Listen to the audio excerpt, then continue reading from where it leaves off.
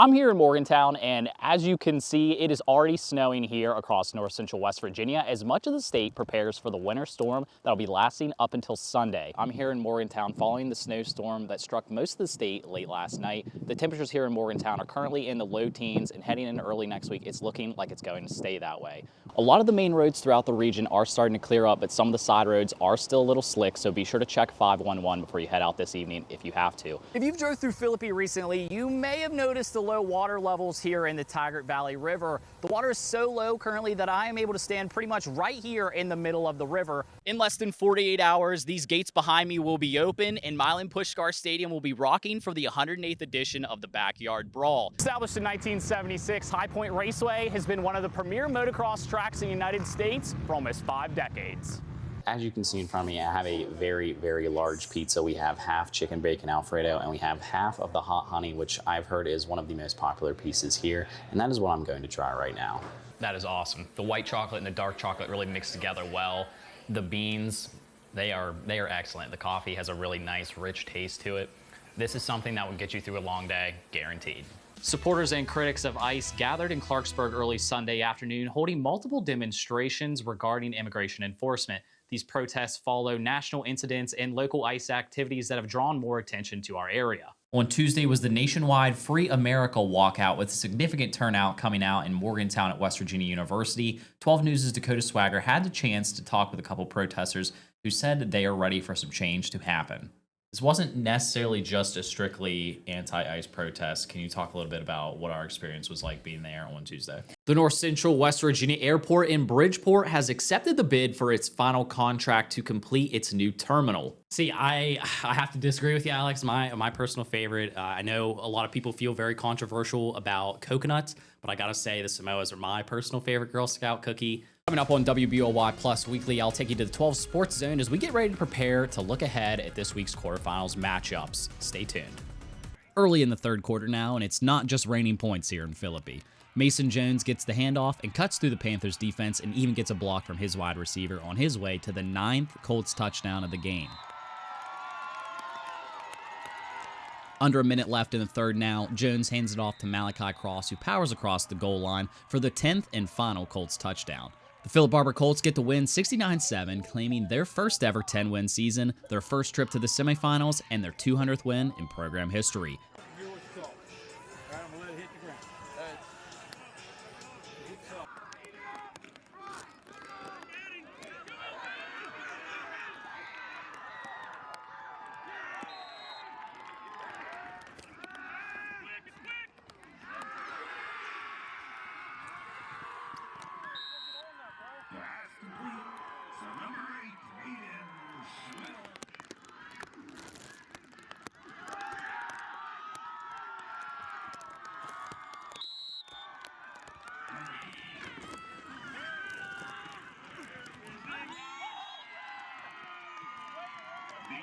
Takes it in.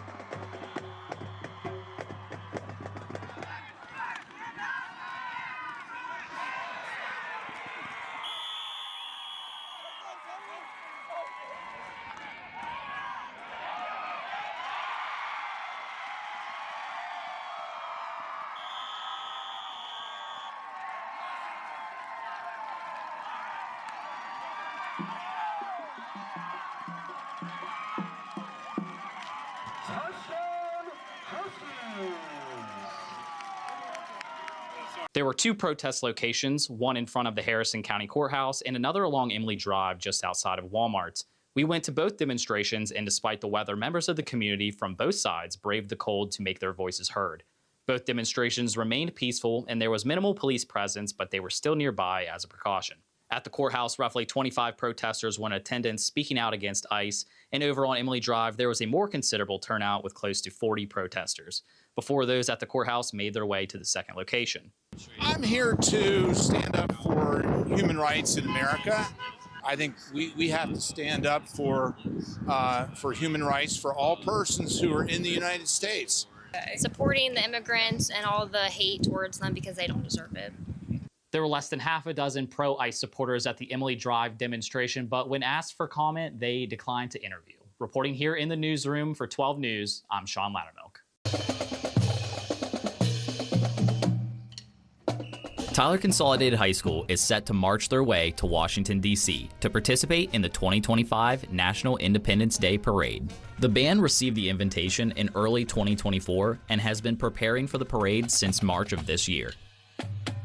Band director Matthew Jennings says this opportunity gives his class a sense of pride, not just in their school and their state, but also for their country. It's a wonderful opportunity to march in your nation's capital on the 4th of July. They're really excited about it. I think it's one of those things that'll hit them just how big of an event it is once they get over there. And I know that it's going to cause an enormous amount of pride for their school, for West Virginia, and for the United States of America. I mean, they're going to be feeling really good when they're coming down the street on Constitution Avenue. Tyler Consolidated was just one of 26 schools from across the nation selected to participate in this year's parade, joining fellow high schoolers from states such as Louisiana, Arkansas, and California.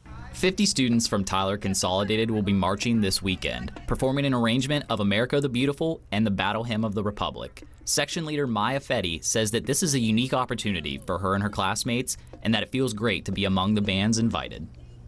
It was so breathtaking to think that we, out of all the bands that could have been chosen for this, we were the ones to get to be chosen.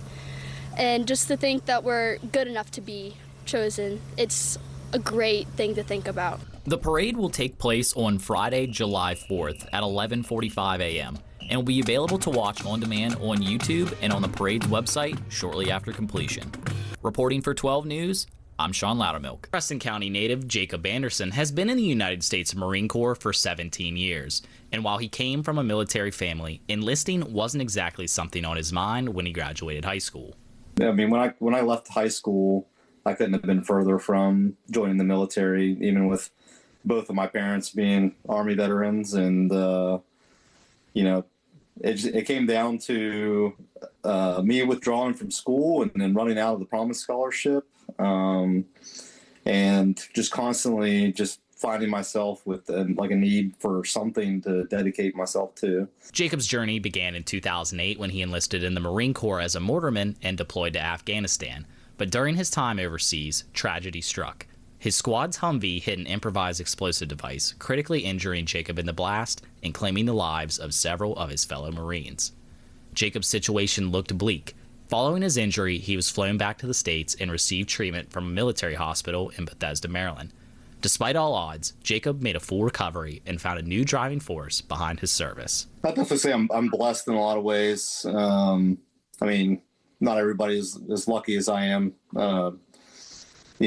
Split-second difference would have been life or death with the IED that went off for my truck. So, and I had friends that weren't as lucky. So, that kind of drives me. An injury that some would have hung it up after, but Jacob refused to let that moment define him. Jacob went back to school at the Citadel in South Carolina, completing his degree while putting in for his flight contract with the Marines, allowing him to still have a hands-on role as an officer while in the Marine Corps. Once Jacob was selected for flight school, he went to Pensacola, Florida, and learned how to fly a Cessna and a T-6 aircraft before being selected to be an Osprey pilot. Getting to fly, be a Marine pilot has been one of the biggest blessings, definitely one of the biggest blessings of my life. And still in disbelief that I'm where I'm at today, especially considering when I got injured. It took, quite a few doctors to waive some things along the way to get me to where I'm at. But it's been a truly enjoyable experience. So now, as a Marine Corps pilot and a father, Jacob says his why has only grown stronger: to honor those who didn't make it home and to provide for the family who stands beside him. It's a mission that began 17 years ago and one that still drives him to this day.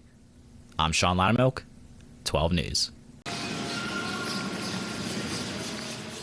When it comes to the sport of curling, people usually think of the Winter Olympics. But did you know that you can learn to curl right here in North Central West Virginia? In 2018, after the United States took home the gold medal in curling at the Winter Olympics, Jeff Ryan caught the curling bug himself and went on a mission to bring curling to Morgantown. And after some help from USA Curling, Ryan's mission was a success. Hey, we've got a rink. What would it take to start a curling club? And I reached out to USA Curling, who sponsors the Olympic teams, and they were more than happy to, get stones to us and help us get started here in Morgantown. Since 2019, the Morgantown Curling Club has called the Morgantown Ice Arena home, offering members of the community to try this Olympic sport with Learn to Curl programs, as well as scrimmages for those with curling experience. These are open to the general public. Our sessions are mixed. We have scrimmages for people that have been curling for a few years, and then we have classes for people that have never done it before. So, we're just really trying to build our membership, trying to get more people to know the game, to be able to come out and join a scrimmage or join the club if they're inclined to. Though curling may not be as wide known throughout the region as other popular ice sports such as hockey or figure skating, Ryan hopes that events such as Saturday's Townie Curl help encourage residents of the community to give the sport a try. You don't need anything to join one of our sessions. Just come on out. We're trying to build this club. We need people that are eager to learn. The club provides all equipment necessary for beginners, so there is no barrier for entry, and all lessons are designed to be as accessible as possible. If you're looking to get involved, you can also find the Morgantown Curling Club on Facebook. Reporting in Morgantown for 12 News, I'm Sean Lowdermilk. Just a hop, skip, and a jump across the Mason-Dixon line in Mount Morris, Pennsylvania is High Point Raceway, home of Red Bull's Day in the Dirt Motocross Grand Prix. This event is a 3-day affair consisting of non-stop racing action, camping, and good vibes. There were several different events for riders over the course of the weekend, including a women's Grand Prix, a veterans race, and even a tag team race. Motocross riders of all ages and skill levels were invited to come out and enjoy the warm weather this Labor Day weekend for a celebration of the sport. Event organizer Tanner Coombs says events like this are just about getting out on the track and having fun. Well, for us it's different because we're normally doing hyper-competitive stuff, pro motocross, amateur nationals, GNCC, things of that nature, and this is a chance for us and the team and the participants to kick back a little bit, have some fun. It's lower pressure and more of a vibe than the other events. Motocross racing can get pretty extreme, but Day in the Dirt is more focused on the camaraderie between riders rather than the competition. The main track at High Point is 4 miles long, consisting of several winding turns and big jumps for riders to tackle. Established in 1976, High Point Raceway has been one of the premier motocross tracks in the United States for almost 5 decades. This event brings riders from all across the region to join in on the fun and hang out with their motocross family. Patrick Short from Stanton, Virginia, says events like this and the community atmosphere they showcase really helped him get into the sport whenever he was 19 years old, and he encourages anybody interested in motocross to dive on in. I'm still not the best rider in the world, but I was a total beginner, and I didn't have all the gear and stuff, and I was scared to go to the motocross track because I thought people would make fun of me. But I did not realize that everybody here is very positive, and they see you struggling, they want to help you, and you'll make so many great friends. Just go out and do it. Go out, get to the track, talk to people, and it'll take off from there. The next Red Bull Day in the Dirt is set to take place starting on November 29th in San Bernardino, California. Reporting for 12 News, I'm Sean Lowdermilk. If you've drove through Philippi recently, you may have noticed the low water levels here in the Taggart Valley River. The water is so low currently that I am able to stand pretty much right here in the middle of the river. But why is that the case? The river acts as the city's lone water source, pumping and treating almost 2 million gallons of water per day. For the last 20 years, the city of Philippi has been working on a backup water reservoir project, but has faced some challenges along the way. I caught up with officials from City Hall to learn more about that project. So we've been working on a water reservoir project here at the city for many, many years, and we're really close to getting jumping all the hurdles and getting the permits and everything ready for that. So the river is very low from the drought we've had, so we wanted to, expose that and show people that, the river's low, but this is why this project's so important to us. We're good right now. We don't have any concerns about not being able to provide folks with water, but if you keep having these types of droughts we're having, eventually there will be an issue. And so we're trying to prepare for the future of not just Philippi, but Barber County. We pull about 2 million gallons a day out of the plant or the river and treat those at our water plant. And so we keep a big eye on the river because we have the concerns of would we ever run out of water? And right now we're safe. We have several feet above our intake, but it's something we monitor because it's our only source of water here, and we provide water to not only Philippi, but about 80% of the county, which makes up about 12,000 people. Drennan explained that if progress goes according to plan, the reservoir is expected to go out to bid sometime in 2026. Drennan also says that if a bid is won for the reservoir, the project is still a few years out from being complete. Reporting for 12 News, I'm Sean Lowdermilk. When it comes to small towns such as Terrata, local businesses are the backbone of the community, and that is no different with Home Slice Pizza. Family owned and family operated by the brother and sister duo of Christopher Miller and Caitlin Powers, Home Slice Pizza has ban serving the Terrata community for a little more than a year now. It was more of a family thing. The building was up for auction and we remodeled it as a family, and me and my sister wanted to open a business, and a pizza shop seemed like a viable option, so that's what we went with.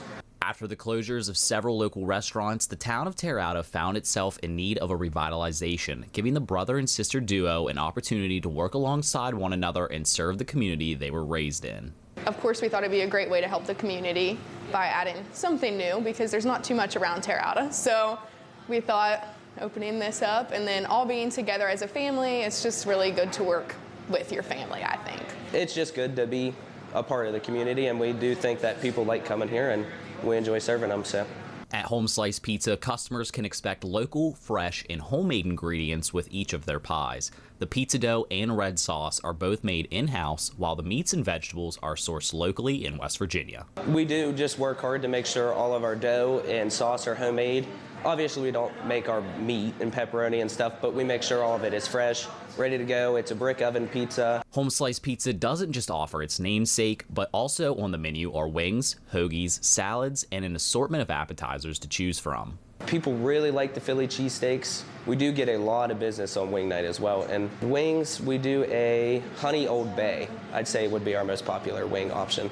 So as you can see in front of me, I have a very, very large pizza. We have half chicken bacon Alfredo, and we have half of the hot honey, which I've heard is one of the most popular pieces here. And that is what I'm going to try right now. Now, I'm the type of guy who in his 26 years of life has had thousands of slices of pizza. And I can say with full confidence, this is one of the best slices I've ever had. The cheese is rich, the pepperoni has a really nice flavor to it.